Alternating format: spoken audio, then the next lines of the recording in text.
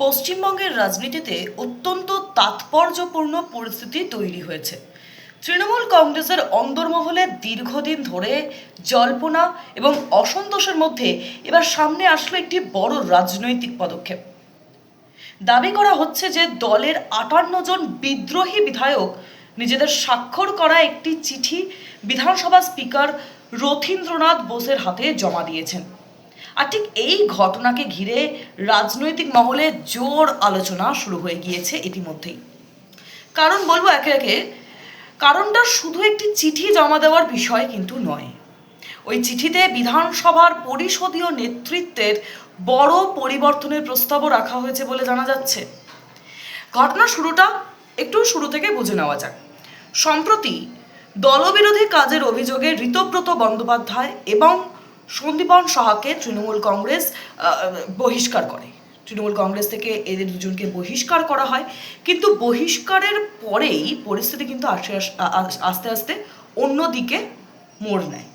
বুধবার এই দুই নেতাকে একদল বিক্ষুব্ধ বিধায়ককে সঙ্গে নিয়ে সরাসরি স্পিকারের কক্ষে তারা যান এবং সেখানে তারা ৫৮ জন বিধায়কের স্বাক্ষরযুক্ত একটি চিঠি জমা দেন। এমনটাই কিন্তু দাবি করা হচ্ছে আজকে, যে চিঠি জমা দেওয়া হয় এবং সেই চিঠিতে বিধানসভায় তৃণমূলের নতুন সংসদীয় দলনেতা বা বিরোধী দলনেতা হিসেবে ঋতব্রত বন্দ্যোপাধ্যায়ের নাম প্রস্তাব করা হয়েছে। শুধুমাত্র কিন্তু তাই নয়, আরও কয়েকটি গুরুত্বপূর্ণ পদের জন্য নতুন নতুন নাম প্রস্তাব করা হয়েছে। নতুন প্রস্তাবিত সমীকরণ অনুযায়ী বিরোধী দলনেতা হিসেবে ঋতব্রত বন্দ্যোপাধ্যায়ের নাম সামনে আসছে এবং এই ডেপুটি দলনেতা হিসেবে প্রস্তাব করা হয়েছে শিউলি সাহা, জাভেদ খান এবং সন্দীপন সাহার নাম। আর মুখ্য সচেতক বা চিফ হুইপ হিসেবে প্রস্তাব করা হয়েছে রঘুনাথগঞ্জের বিধায়ক আখরুজ্জামান, তার নাম এখানে উঠে এসেছে। এবং এই ক্ষেত্রেই প্রশ্ন উঠছে যে এই বিদ্রোহের মূল কারণটা কি? হঠাৎ করে কেন এই বিদ্রোহ? রাজনৈতিক পর্যবেক্ষকদের একাংশের মতে এই ঘটনার পিছনে রয়েছে দীর্ঘদিনের অভ্যন্তরীণ দ্বন্দ্ব। এটা একদিনের বিষয় নয়।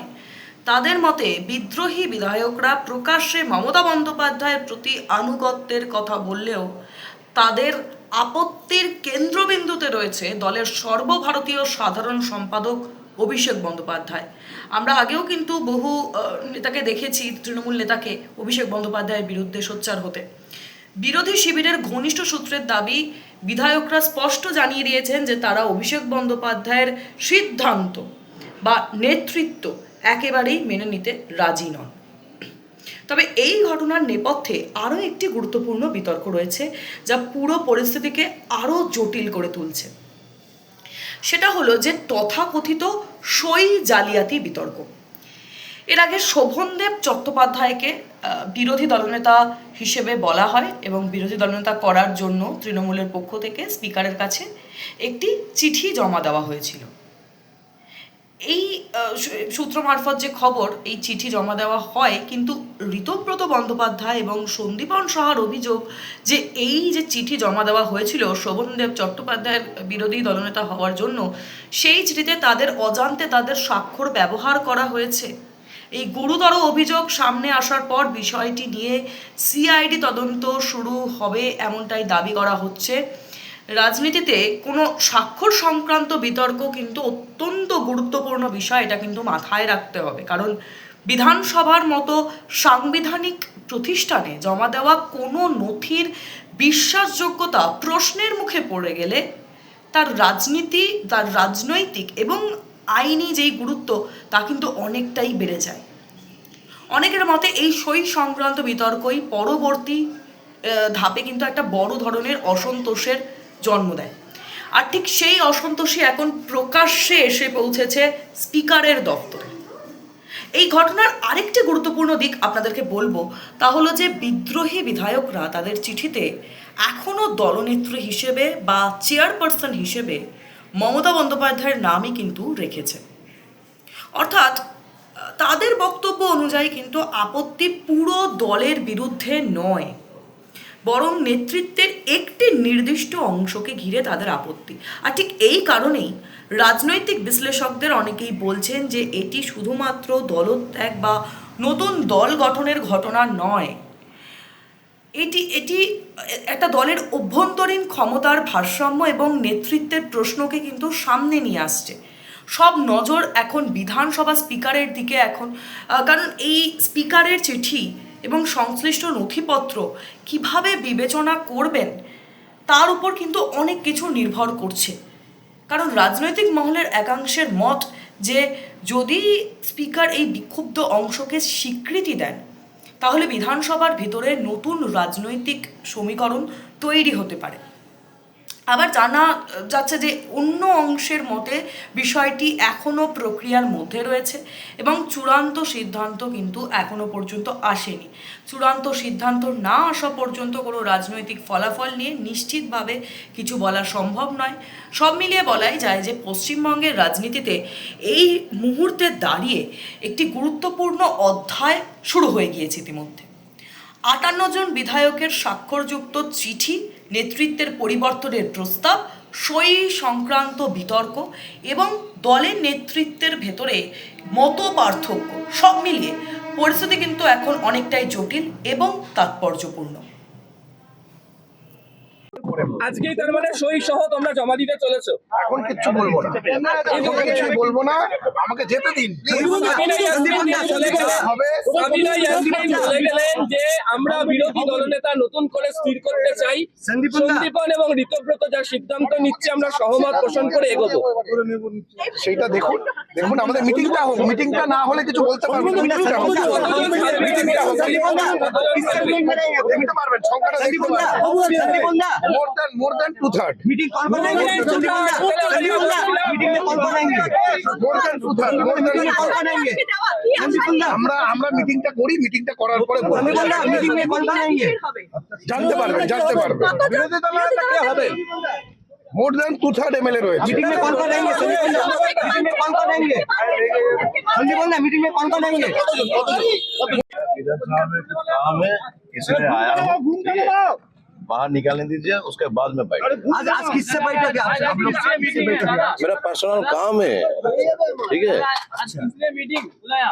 अरे मेरा पर्सनल काम है अंदर में, काम करने दीजिए, बाहर निकलने वक्त मैं बता दूंगा।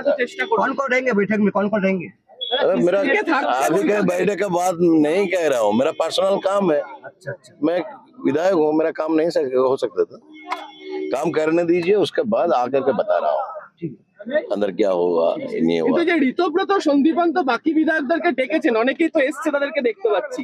হ্যাঁ, আমিও আস্তে আস্তে দেখছিলাম আপনাদের মাধ্যমে, হ্যাঁ, যে ভিতরে অনেকেই এসছেন।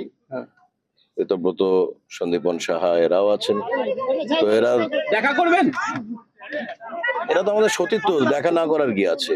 ভিতরে যার যার সাথে দেখা হবে, দেখা অবশ্যই হবে, সৌজন্য সাক্ষাৎ।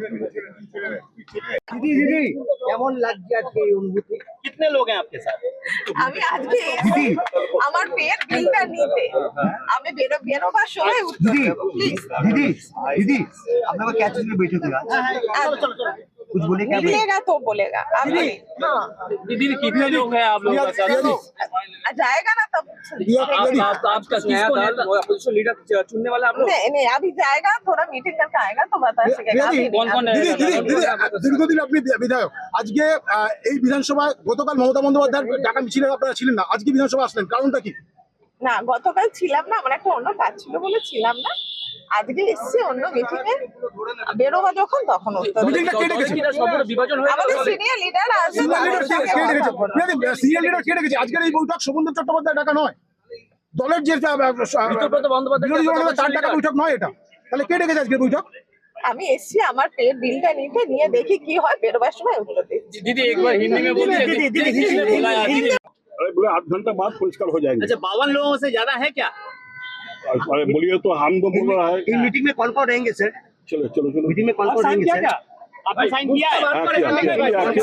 क्या मीटिंग में कौन रहेंगे?